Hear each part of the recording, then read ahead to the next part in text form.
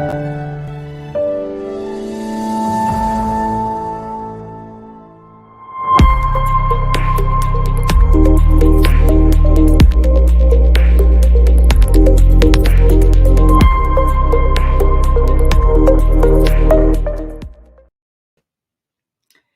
hello, everyone, and welcome to the program today. I'm Carolyn Cawley, and I'm president of the U.S. Chamber of Commerce Foundation. At the Foundation, our mission is to educate the public on how business does well, does good, and prepares for the future. Our whole team comes to work every day believing that business is an essential problem solver. It was 2 years ago this month that we started doing this work on COVID. The WHO officially named COVID-19, and the stay-at-home orders soon followed. Now, I live in Washington, D.C., and I remember it to the day. It was March 13th, and I'm sure you remember that moment in your communities as well. Within days and weeks, the Chamber Foundation launched a series of programs to help the business community navigate the pandemic and the constantly evolving questions. We took very seriously our role as convener and translator and explainer, focusing on fact and science. And since then, we've hosted business leaders and community leaders from around the world in all 50 states for conversations and learning from everything about returning to a reopening strategy to planning for a post-pandemic world. And today's program will focus on those last few words: post-pandemic, pandemic, endemic. Well, those words have real public health definitions. They mean something to public health experts. But what do they mean for the rest of us, for lay people, as a practical matter? What do those distinctions mean in real terms for people trying to run a business and care for employees and customers? We've got a lot to learn today from 3 experts. First, Matt Craven from McKinsey will share insights from a recent study that his firm did on the future of the pandemic and what we might expect in the coming weeks and months. Second, Dr. Caitlin Jedalina, the star of so many of our Path Forward Ask Me Anything series, will speak about how pandemics end and what it really means to live with COVID. And finally, Dr. Francesca Bodwin, a top epidemiologist at Brown University, will share what we know about long COVID and the economic and policy implications yet to come. I know that you have a lot of questions, so as always, please enter them into the chat and we'll get to them as soon as we can at the end of the program. We've got a lot to cover today and a lot to learn, so let's get started. And thank you again for joining.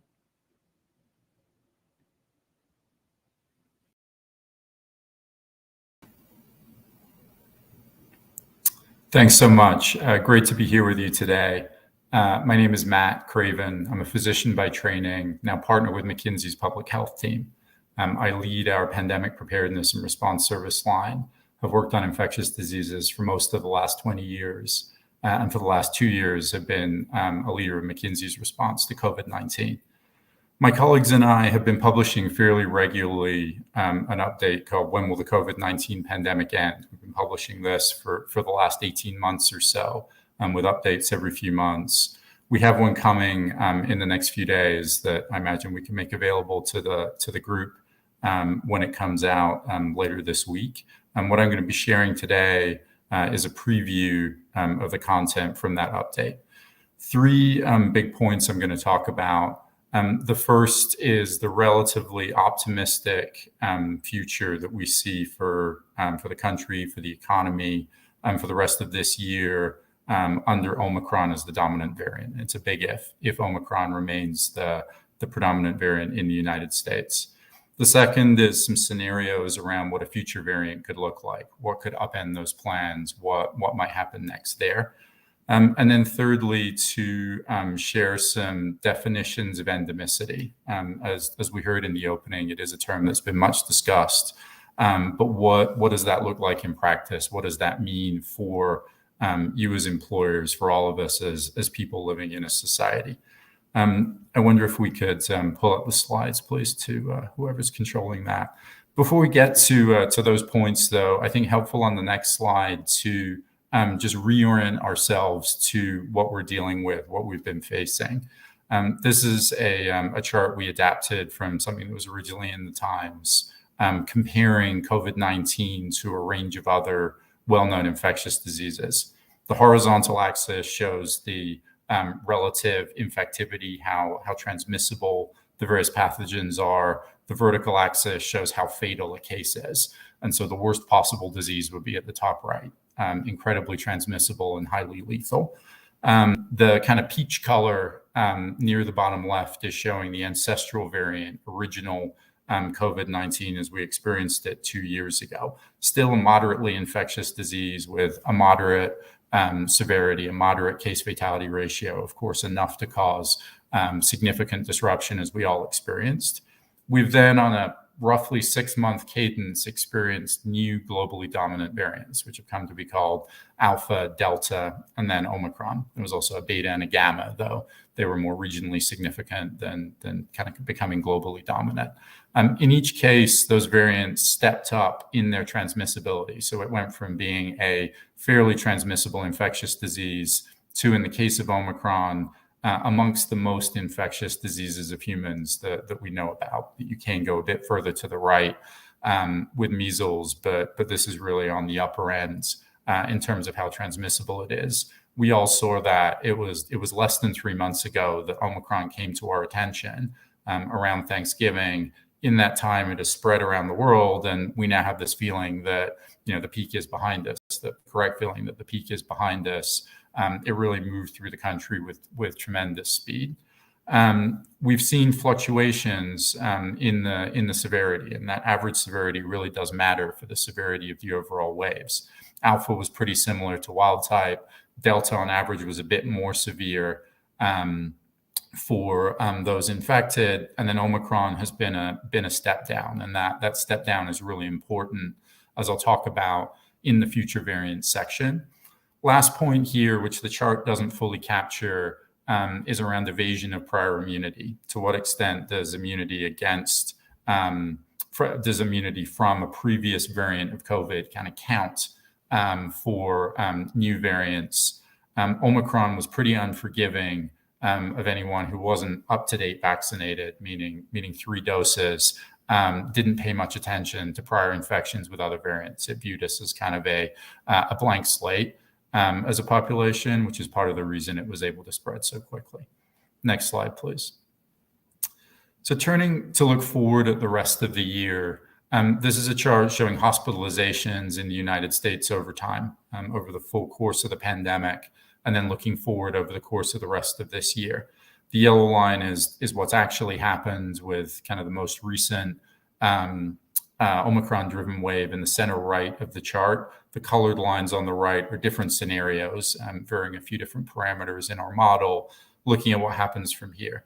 There's variation between those scenarios, but the bottom line is relatively optimistic that the things will continue to improve through the spring and the summer under Omicron, and then we see a modest wave next fall and early winter. As seasonality turns against us again, we do see the disease burden picking up, but nothing like we've experienced with the last couple of waves. For this reason, our answer to kind of our own question, when will the pandemic end, or when does the pandemic phase end, is that under Omicron, it's ending now or will soon end for most people in the United States. Of course, for people who are immunocompromised, for the elderly, the story is more complicated. But for society at large, I think we can feel relatively good about continuing this move out of the pandemic phase that we've all been experiencing in the past weeks. The bottom part of this slide has a lot of detail that I won't go into. Other modelers who are looking at this, of course, everyone's numbers are slightly different, but there's directional alignment, I would say, that while Omicron is the dominant variant, we're looking at a relatively optimistic situation, certainly better than the last 2 years have looked for the United States. This is partly just kind of the epidemiological dynamics of where we are with immunity, a bit of benefit from seasonality. It's also taking into account the fact that new therapeutics that reduce the chance of having to go to the hospital if you're infected are going to become more widely available in the next few months, now used at limited scale, but we're certainly expecting more from that. So under Omicron a good scenario. You can tell I'm hedging, I'm caveating this, because if 2 weeks from now WHO were to announce a new variant that we're spreading, we're likely to become dominant, we would have to throw this out and start again. This does not apply if we face a new variant which resets the narrative. On the next slide, we have 3 scenarios for what that could look like. Since we're consultants, we try to give them pithy names. The first one, Omicron's twin, is, as implied, something that would look broadly similar to Omicron. This would need to be a new variant that, again, evaded prior immunity, meaning that having had Omicron wouldn't count from the perspective of the virus, of this variant. And so, being highly transmissible is kind of table stakes at this point. It would move very quickly, as Omicron did, but with similar severity to Omicron. So history never repeats exactly, but in this case, we would see a wave broadly similar in the United States to the one that we just experienced in terms of cases and also hospitalization. So enough to cause significant burden of disease, but not to be entirely overwhelming to society. A worst case would be what some in the media have called Deltacron. This would be something that combines the transmissibility of Omicron with the severity of Delta.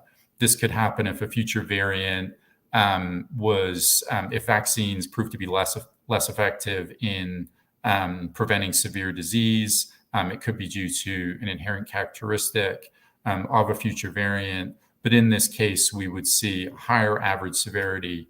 This would be the worst wave so far in most places. We would, depending on exactly how severe, see health systems under severe strain in many parts of the country. This would be the most likely to lead to the reimposition of public health measures in order to control it.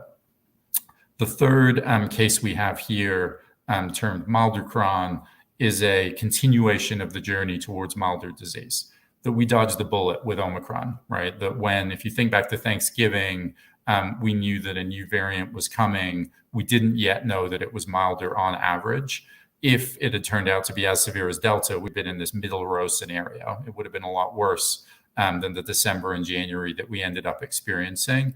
But if at the other end, we see average severity continue to diminish, case numbers could go super high. That, as I said, is kind of table stakes at this point. But the country would come to care less and less about case numbers if they only infrequently led to hospitalization, to severe illness.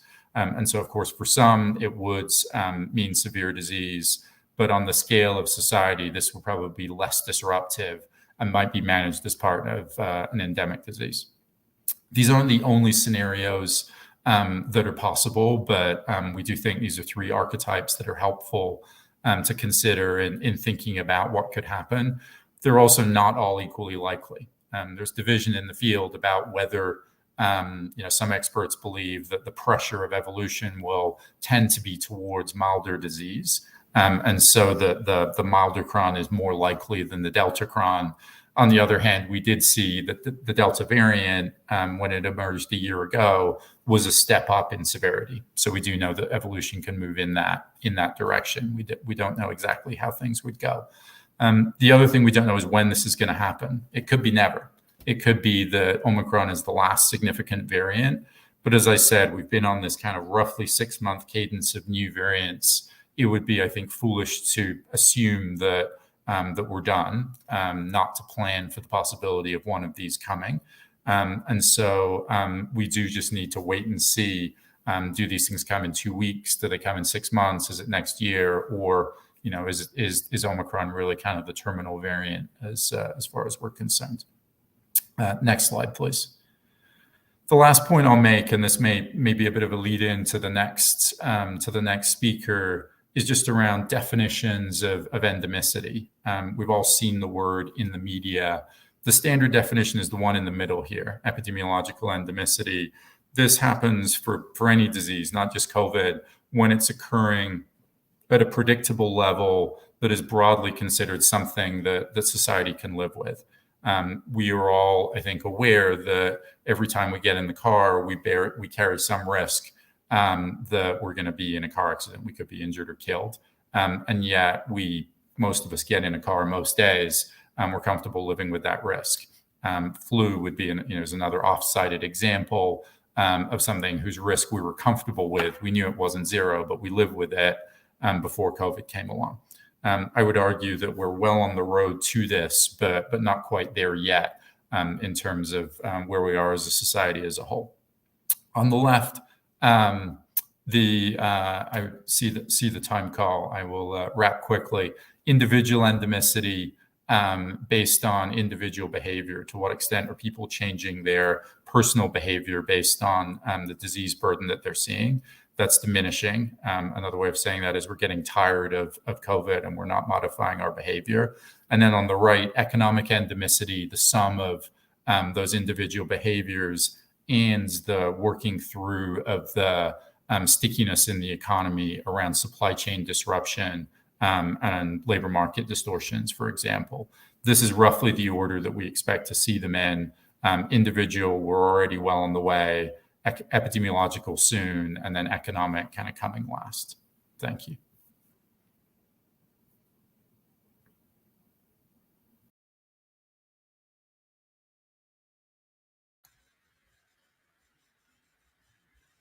Hi, good afternoon, everyone. My name is Dr. Caitlin Jetelina. I am an assistant professor during the day at the University of Texas Health Science Center, where my research lab and where I teach reside.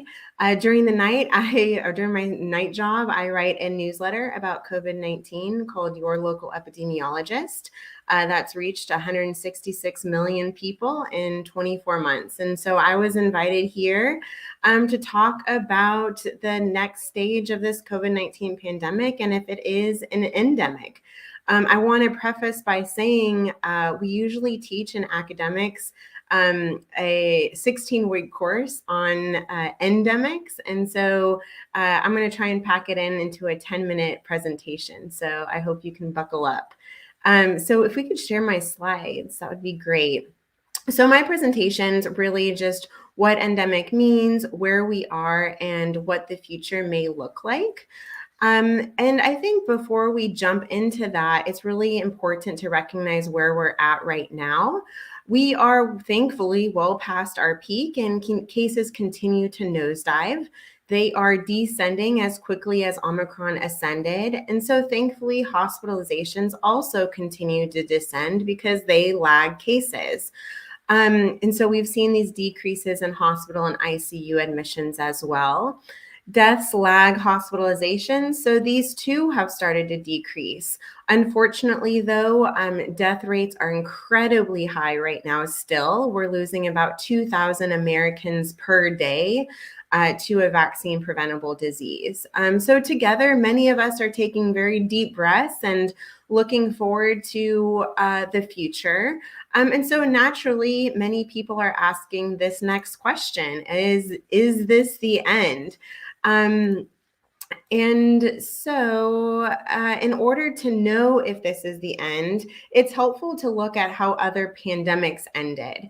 But first, recognize the last part of that sentence is that pandemics end. Every epi curve comes down. This pandemic will end too. So I hope that you can hold that fact close to you.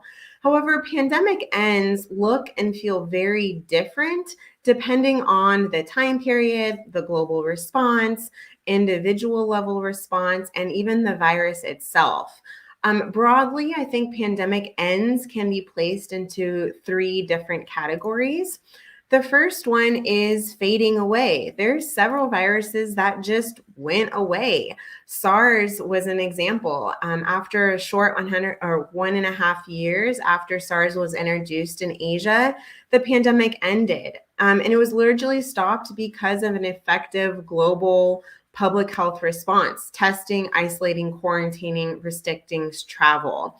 I think that if the globe worked together very, very early on, we could have eradicated SARS-CoV-2 this way, but this option has long gone.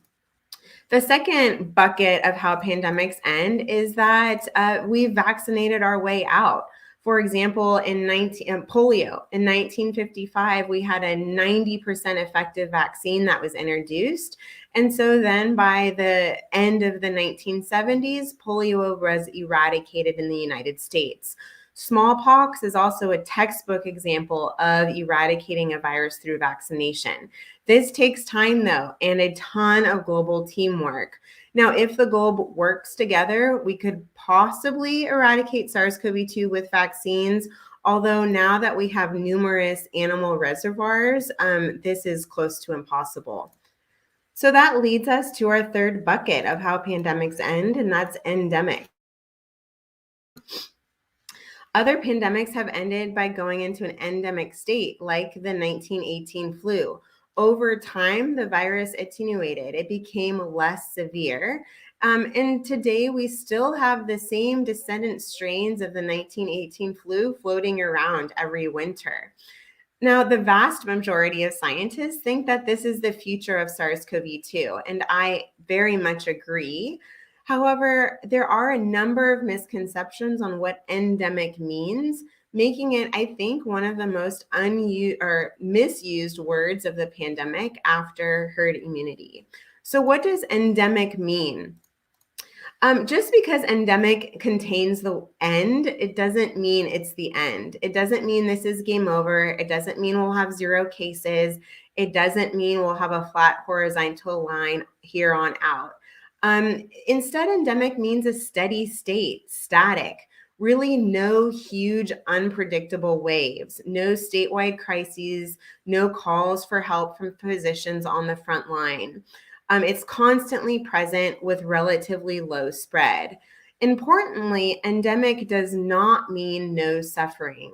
For example, tuberculosis is considered endemic, but in 2020 caused 10 million to fall ill, with 1.5 million people that died. So we're not in an endemic state right now with SARS-CoV-2. We are experiencing statewide and nationwide swings. The virus transmission is not stable. This past Omicron wave, a lot of our hospitals reached capacity and were overwhelmed, and we saw massive disruptions in almost every part of society. But when we do reach an endemic state, whenever that will be, there's not going to be a declaration. There's not going to be a game over front page headliner. It will happen slowly, and we won't know it happened until it passed. So really, this leads to everyone's next question of what's next. We may have another wave. We may not. But the presence, timing, and height of that wave are going to be dependent on a few things. First, we know that this virus is going to mutate because it continues to jump from person to person. Right now, SARS-CoV-2 is mutating every 2 weeks, and the virus will continue to change because of that. But we don't know how it's going to change, just like that previous presentation. Because typically the flu and other coronaviruses mutate in a tree-like pattern like the top figure. This is really convenient if it mutates this way because we have a general understanding of where the virus is headed. However, SARS-CoV-2 has really thrown us into a loop because these mutations haven't evolved in a ladder-like fashion and more represents the bottom picture so far. The next variant hasn't come from the last. Omicron didn't come from Delta. Delta didn't come from Alpha. In fact, SARS-CoV-2 has lacked any sort of pattern of evolution like other coronaviruses and the flu show, which is incredibly puzzling. We think this is because it just hasn't had enough time. It's only been a short 2 years for this virus. We think that we will start seeing a ladder like changes. We just don't know if it's yet. And the other misconception a lot of people think, and contrary to popular belief, is that viruses don't change to become less severe. It's true, Omicron is less severe than Delta, and it's obviously a very attractive scenario if the virus continues to mutate to be less and less severe. But it's not guaranteed. That's because mutations are random. There's no higher level thinking. The virus's only goal is to survive, and the only thing that keeps the virus from surviving is transmission, is the ability to continue to infect and continue to jump from person to person. If the virus mutates to be more transmissible and it just happens to make people very ill, that's the version that will spread because the strategy is working. The presence, timing, and height of the wave are also going to be dependent on Omicron protection. Omicron infection will help, but we don't know for how long. By the end of February, so this month, Omicron would have touched about 46% of Americans. And we know this level of immunity will no doubt help build our immunity wall.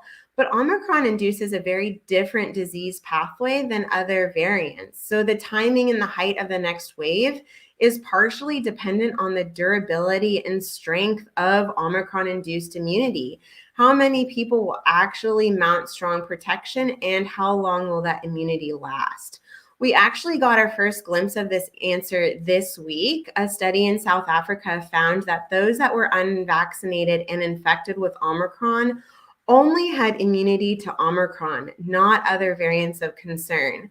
So if this virus continues to mutate off of Omicron and start showing that ladder-like function, this will be the best case scenario because many people will continue to be protected.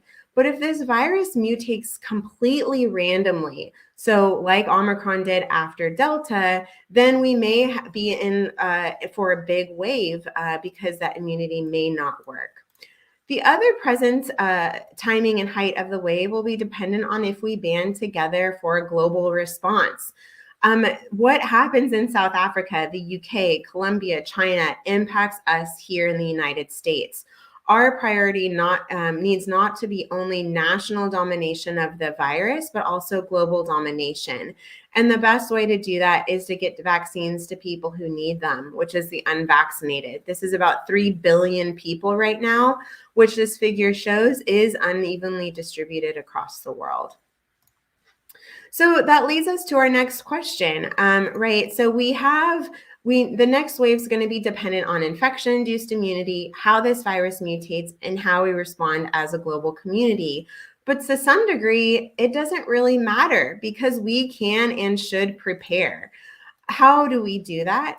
Well, we don't just drop all of the tools we have. This is the time to strengthen our tools and use them wisely. Increase vaccine uptake. We can't transmit a virus we don't have. And we will continue to keep those that are unvaccinated, the hospital system's not as overwhelmed if we can continue to get the unvaccinated vaccinated in the United States. We can also wear masks. Masks reduce transmission on average about 56%, a meta-analysis showed. But we don't necessarily need to wear masks all the time, maybe just when it's needed, when we see these upswings in transmission. But we need the guidance to do that, and we have yet to see guidance on a national level. So I actually threw together a framework, a few newsletter posts, what this could look like, which is the figure on the left. We can also invest in better filtration systems. HEPA filters reduce transmission by about 65%. So this will undoubtedly help keep businesses open, schools open, childcare's open, if and when a next variant arrives. Scale up antigen testing. We need to empower people to break transmission chains, better access to tests, but not every better access. Once people get them, we need to let people use them. There's no reason an antigen test can't be used for test to stay or test to exit strategies. Of course, increase the supply of therapeutics. Therapeutics or antivirals are a game changer for this pandemic. They can't prevent infection, but they're very effective at preventing severe disease and will alleviate stress on our health system. We need to increase the supply of antivirals in the United States and also make very different ones. So there's more options for Americans as well. Strengthen surveillance system. To much of my surprise, COVID metrics like cases and test positivity rates actually held up during the Omicron wave. But I suspect that this will change over time with more and more antigen tests, which means we need to strengthen surveillance. proactively. We can develop a national reporting platform, or we can implement wastewater surveillance on a systematic level. And then finally, communicate. Communication has to be one of our most important tools. We desperately need top-down communication, but also need bottom-up communication. People need their questions answered, and we need to listen to them. I think that if we can do all of this, we will keep the society open while slowing down mutations in an equitable and wise manner. And then on an individual level, it means we ride the waves while simultaneously pushing towards an endemic state. So this is my last slide. I just wanted to be clear that there will be an end. It just may not be how you pictured it. The journey to reach stasis is dependent on the virus. It's dependent on our population level decisions, as well as our individual level decisions. It will depend how we prepare and if we do it wisely. And together, if we determine, it will determine how many more people die, how many people get long COVID, how long the journey takes, how many mutations we have, and most importantly, how we keep sane and united against this virus. Our road to an endemic state doesn't have to be bumpy, but whatever that path is, we will get to the end eventually. That's the end of my presentation, and I look forward to answering questions at the end.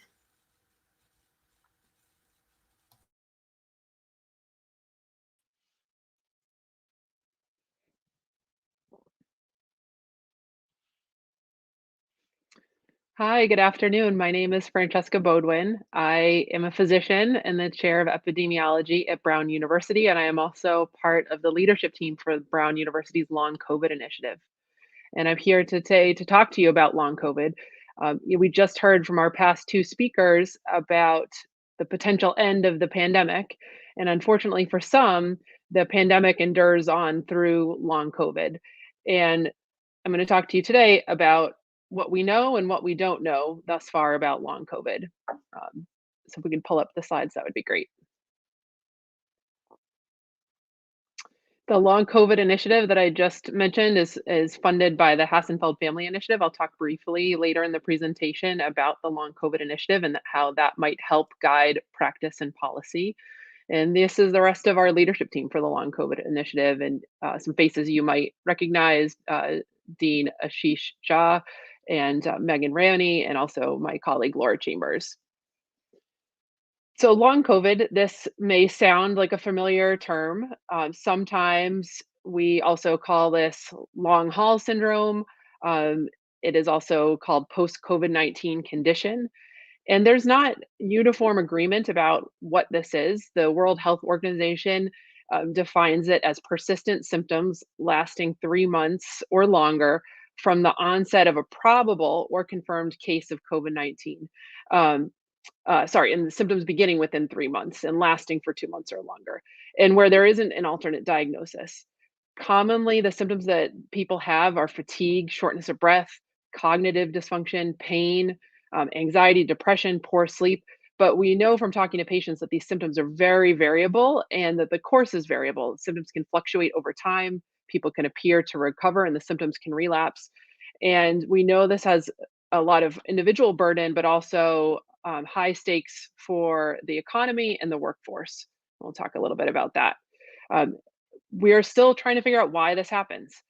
It is theorized that there are direct effects of the virus itself and lasting effects of the virus, and then indirect effects through our immune system and inflammation and perhaps an inappropriate immune response. And then there's other theories having to do with reactivation of the Epstein-Barr virus, which we might commonly know as mono or mononucleosis, and then even the role of our own bacteria in our guts. And so we are still trying to understand why this is happening, but we're learning more about who gets this. And so we know that there certain people are more at risk to develop these persistent COVID symptoms than others.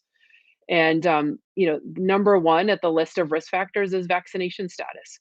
We're learning that individuals who are vaccinated, even with one dose that offers some protection, not just against contracting COVID, but then again, developing these persistent symptoms, and that 2 doses appear to be probably more effective, 2 doses of mRNA vaccines. And less, basically halved your odds of having persistent symptoms 4 weeks after an initial COVID infection. And then there are some interesting studies coming out that shows that vaccination itself might provide some treatment for individuals with long COVID. And so it's not just about having these symptoms, it's about the disability that comes with them and functional impairment. And so this long COVID initiative that we have undertaken is really set out to look at the evidence behind these behind long COVID, to communicate new research findings, and to convey news and expert insights on long COVID as we're all sort of getting under the hood of what this is. There's some of our media outlets below that you can follow us. And the biggest thing I think, and what we're here today to talk about, is the impact on the workforce and relevance to employers. And so, what is the impact on long COVID on disability? In July of 2021, long COVID could first be classified as a disability under the Americans with Disability Act. And so this is really relevant, and this applies to employers with generally 15 or more employees. And HHS put out some additional guidance saying that a disability can exist if there's physical or mental impairment that substantially limits one or more major life activities. Again, this is a subjective thing. And as we're learning, clinicians are still not fully comfortable making this diagnosis. And a key challenge here is that there is no diagnostic test for long COVID. In fact, patients tell us they have undergo exhaustive tests trying to find an alternate diagnosis. So that's one key challenge. And then secondly, not all cases of COVID have been confirmed, particularly early on in the pandemic. An interesting statistics that is relevant in what we're talking about today is that 1.2 million additional people were identified as having a disability in 2021 compared to 2020, and the majority of these were younger individuals of working age. And this is thought potentially to be due to long COVID, or that's one thought. And so this is 1.2 million people is a lot of additional people who have filed disability complaints. What are the financial and economic impacts? We're still trying to understand this. And so this is a huge knowledge gap. There are direct financial impacts from people no longer being able to work. And we're hearing this from patients that they have not been able to work for several months, in some cases more than a year, of people that were affected early on. And then loss of employer related health benefits, loss of housing. And so there's a real individual burden there. We're also hearing from patients and employers not knowing how to handle disability benefits and denial of disability benefits. There's insurance implications, limits on payments for self-reported conditions, and many would consider long COVID to be a self-reported condition because it is a clinical diagnosis. Again, no diagnostic test to make the diagnosis of long COVID. And then we saw an end to pandemic era programs like supplemental income and rental assistance. There are some estimates about how long COVID has impacted the workforce. It's estimated that currently there's now probably more than 4 million long haulers, as patients will often call themselves, and with a significant proportion being not able to work at any given point in time. 1.1 million Americans are estimated to not be working at all due to long COVID, and double that really having reduced work hours. And so there's potential impacts on our workforce due to long COVID. We did, as part of the long COVID initiative, conduct some stakeholder groups among employers, clinicians, policymakers, payers, and patients.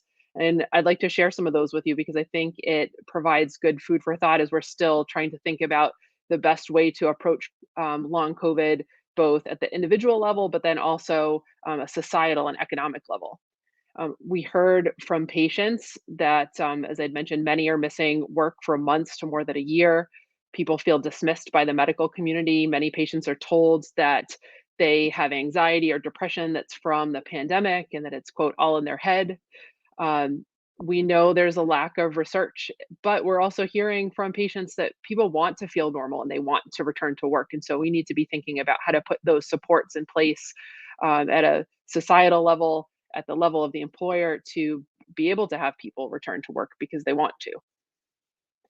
We heard from employers, and employers desperately want education and support around long COVID and knowing how to handle long COVID among their employees.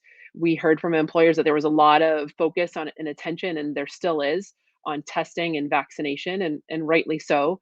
But we need more education and support around long COVID, and research that will drive best practice and policy and be sensitive to different workplace scenarios and conditions, including involving small business employees. And so this is where this organization can be particularly useful in helping drive some of those best practices. And then from a policy perspective, we need more data. We need disaggregated data so that we understand who is impacted, both at the level of employees, but also demographics. And we need clear policies on financial support for people with long COVID. And an immediate challenge is that we don't know what the future impact will be. We don't know how long COVID might differentially impact people who've had the Omicron strain versus the other strains of COVID. And so this is an evolving aspect of COVID that we will have to deal with over the coming months to years. And so I will leave you with some key questions, and I say some because we could probably make quite a long list. And the things that we need to be thinking about is how can we anticipate ongoing costs? How much of our current labor shortages and participation and unemployment rates are being driven by long COVID? And then what do we do about that?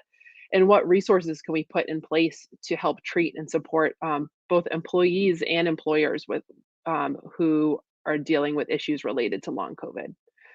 And so this concludes the end of my presentation, and look forward to helping tackle this problem, and look forward to engaging in some discussion. Thank you.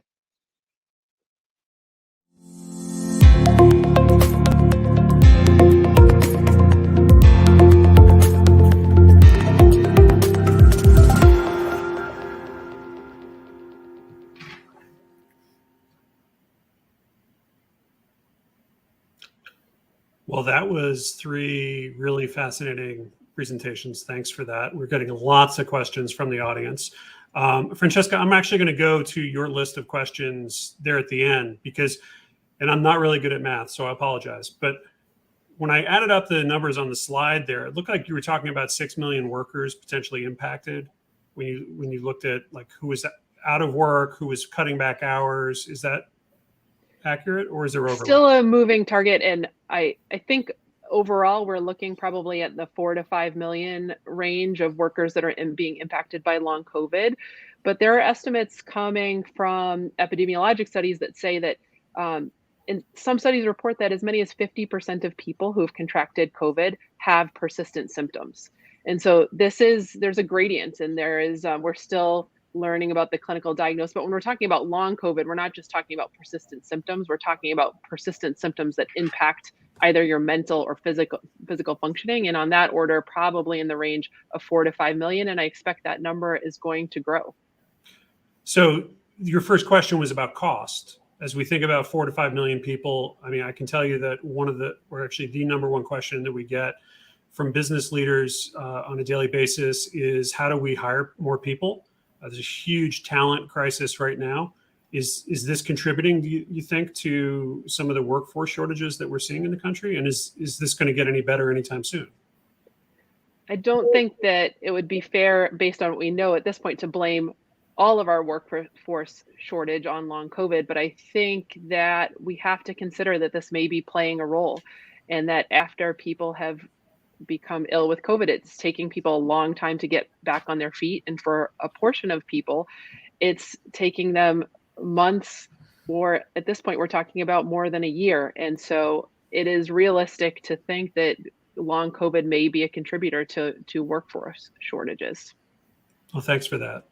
So Matt, going back to your presentation, I loved the consultant names that you gave, 3 of the possible scenarios. And I always find it really helpful to look at what McKinsey is forecasting. It's been a really reliable source of information for us.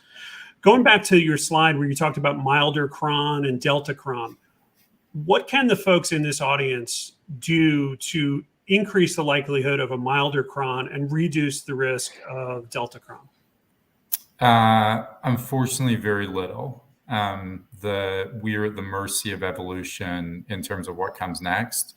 Globally, as Dr. Jedalina was describing, vaccinating more people is going to help. We need to strengthen our genomic surveillance so that whatever comes, we detect it early. I think all that we, as the business community, can do is to be prepared, and unfortunately to embrace the uncertainty, both around which of these potential future scenarios we're going to end up living with, but also about when it's going to be.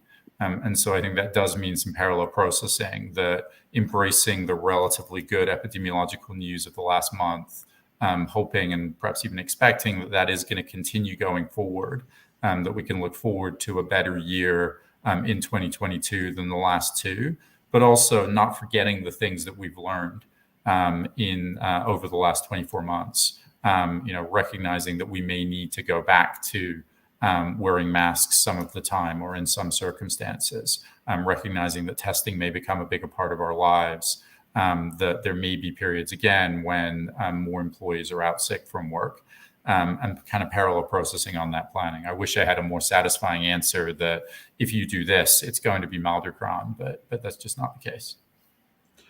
No, I appreciate the candor. One of the things that we've learned over the course of the pandemic is that when people say, I don't know, that's usually a sign that they know what they're talking about, because we've been consistently wrong every time we've tried to project what's going to happen. So with that in mind, I'm going to turn to Caitlin and I'm going to ask her to pull out her crystal ball and project. So we have a few audience questions that I'm going to put together, and I'll ask if you have any ideas. So one is, we expect CDC guidance on masks to be released this week. Any theory about what that will look like, and also how businesses should approach that? And then another question in that same vein of kind of predicting the future is, what is the likelihood that the government will drop testing requirements soon for travelers entering or returning to the US? Oh boy, these are really good questions. And you're right. These are only going to be hypotheses of mine. But yeah, you're right. So there are mumbles that the CDC is going to update their guidance on masks. I think, or I hypothesize, that will be determined not based on case rates, not based on test positivity, but it will be based on hospital capacity and severe disease in a local community.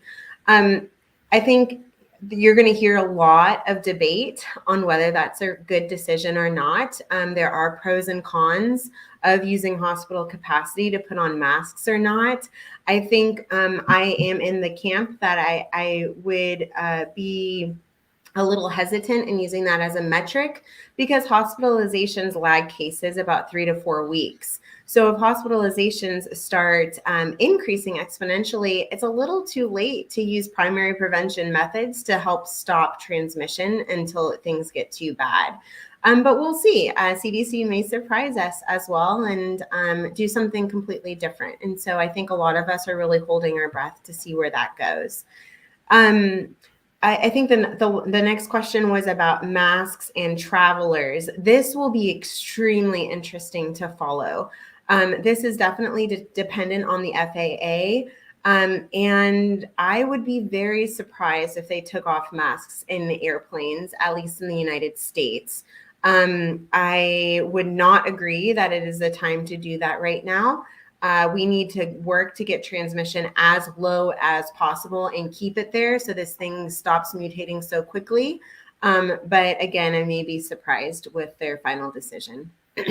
I think as it is right now, masks are mandatory on planes through March. So hopefully we get an update here soon. So switching gears back to long COVID, we have an audience question.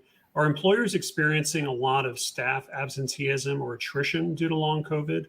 How should companies respond? Do you have any advice for them, Francesca?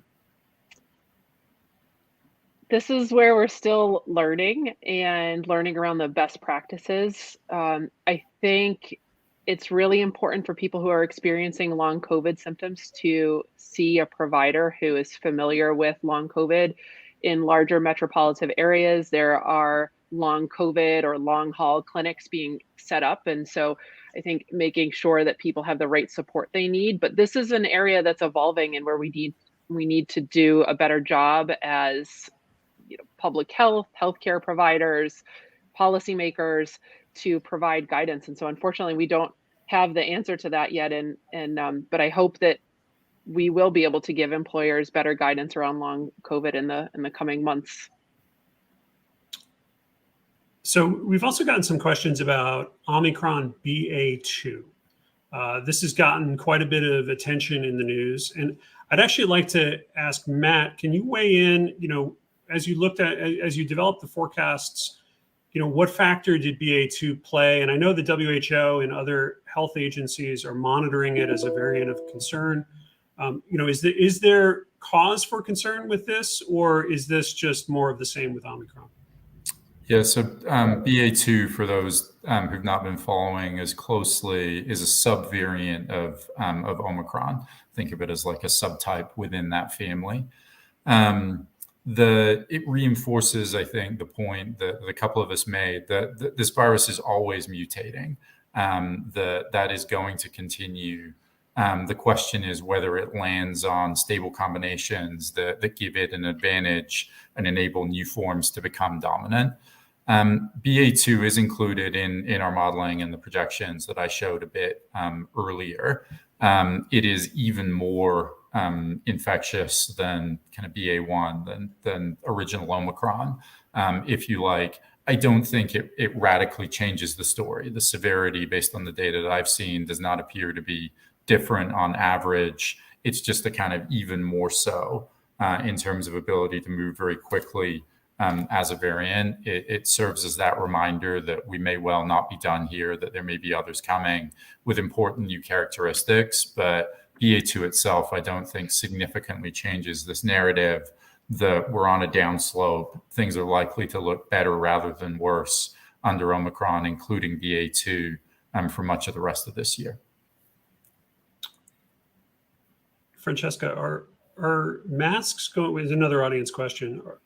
Are masks going to be kind of the requirement for healthcare workers for the foreseeable future? Like, is there a scenario where we go back to a time when you would see a clinician without a mask? Oh, that is a great question, and something that we talk a lot about. And I do think that the pandemic has changed a lot of the things that we do. And at some point, I bet we will transition to a mask optional environment. But I think for everybody tuning in today, don't be surprised if you see your physician wearing a mask for the foreseeable future. I don't think we're quite there yet. And geez, it's a great question. Lots of great questions today. Well, so here's another one, Caitlin. Somebody asks, will we see more surges? And I'd actually like to shift that a little. Again, I keep putting you in the crystal ball slot. How long is this going to go on? When we started talking about COVID-19, the question that we got, and it was, at first I thought it was somebody was doing cut and paste just over and over again at every event, just when will this end? And then we stopped getting that. And that was actually a signal of something. And I imagine maybe not something great, but I'll ask it now. Like, when will this end as we think about endemic COVID? There's a lot of guesses. My crystal ball would say SARS-CoV-2 is with us forever, that this becomes part of our life. It's added to our repertoire of viruses around us. I think, though, what the presentations were showing is that doesn't necessarily mean, though, it dominates our life forever. I think that we'll get to a point where we have a lot of therapeutics, we have very effective vaccines, and this becomes truly like the flu. It's just not there yet. We need more time. I think another important perspective to keep in mind is that coronaviruses thrive in the winter. There's no coincidence that our two largest waves so far were both in winters. And so what we will start seeing is a shift to more and more just seeing an uptick during the winter. It may be in 2022 where we don't see a wave until this next winter. We may have one in between then, but I think eventually we'll start seeing these seasonality patterns like we see with other coronaviruses and like we see with the flu.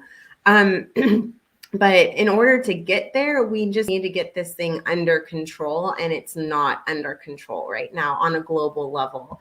And so it may take a little while to see those seasonality patterns.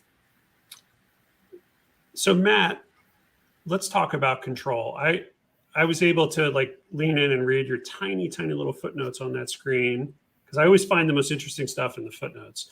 And you suggested that it was based on the assumption that 83% of the US population has immunity, either from infection or vaccination.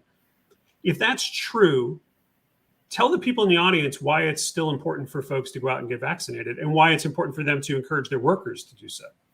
Yeah, I think the microphone probably says that 83% of the U.S. population have some kind of immunity, but not all immunity is created equal. We know that, for example, a third dose of vaccine, and specifically a dose of mRNA vaccine within the last 6 months, is especially important in protecting against Omicron. A far lower portion of the U.S. population has had that. We know that a significant portion of us have now had Omicron and have some immunity from that, but that immunity will wane over time. We don't know exactly how quickly. And we also don't know that next variant, kind of in the scenarios I was showing, is it going to kind of respect immunity conferred by Omicron infection, or is it going to totally ignore that? So I think maintaining our immunity is a subject that we can't just say, okay, I'm good at this point, I'm vaccinated, I've had Omicron, I can forget about it forever. We do need to continue to learn how that evolves over time. It may mean more vaccine doses in the future. It may mean that we're at risk of future variants, or alternatively, it could be that that many of us are well protected for a while. We just need to wait for more information on it. Well, thanks for answering all of our questions. And there are a lot more questions that are coming in, actually, than we have time for. We like to end these programs on a somewhat upbeat note. So I'd like to go around, and I'll start with Francesca, and we'll work back to the beginning with Matt. Is there any aspect of where we are with COVID-19 and with the pandemic right now that makes you optimistic, and that should give the folks in the audience some sense that, this is going to get better? Yeah, I'm very optimistic about where we are now, historically, based on what past pandemics have done, and looking at our high vaccination rates and declining rates of new COVID. We are in a good place right now, and so I am very optimistic about the months to come. And again, we've talked a lot about that crystal ball. We don't know what it's going to show, but I think we're in as good of a place now as we have been in the past 2 years. Well, that's very optimistic. Now let's go to the woman who's holding the figurative crystal ball. What are you optimistic about, Caitlin? Yeah, I think with public health, especially when we're responding to a crisis, it's really when public health works, it's invisible. You don't see when it works, right? You don't notice when your seatbelt necessarily works all the time. And so I think it's really important to recognize also where we've come in the past 2 years as well. And we're not going to ever be starting from ground zero. I saw a analysis the other week that said vaccines have saved 1 million lives in the United States since the pandemic started. And that is just something to celebrate. I think the other big game changer that we're going to see in 2022, more people may get vaccinated, but the big game changer is the antivirals. I don't think people recognize how, difficult antivirals are to create, but also how effective this one is. I mean, reducing hospitalization by 90% is a game changer. And so I think that we're in a really great place. We have all of these tools that are working. We just need to learn how to leverage those tools at the right time, so we can be prepared. And if another variant does come, whenever it does, we won't be paralyzed, and we'll know exactly what to do. And so I am optimistic. I am just cautiously optimistic, if you may. Matt, you get the last word. Yeah, I agree wholeheartedly with what the other speakers said. We're in the best place we've been in 2 years. Book, take your trip, go visit family that you haven't seen. Yes, that there is this downside risk of another variant coming. It could be like the wave we've had. It could even be worse. But in any given month, that is not the most likely scenario.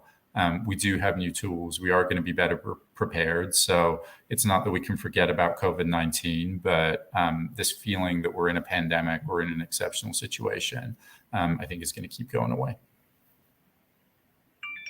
Well, thank you to our panelists, and thank you to the audience for joining us today. Since the beginning of the pandemic, we've made a concerted effort to ensure that employers of all sizes have the information they need to make sure that everyone can get through this as effectively and safely as possible. Thank you for joining us. Please make sure you get vaccinated and boosted, and do let us know if you have questions or concerns. Until next time, on behalf of everyone at the U.S. Chamber of Commerce Foundation, thank you for spending some time with us. Be well.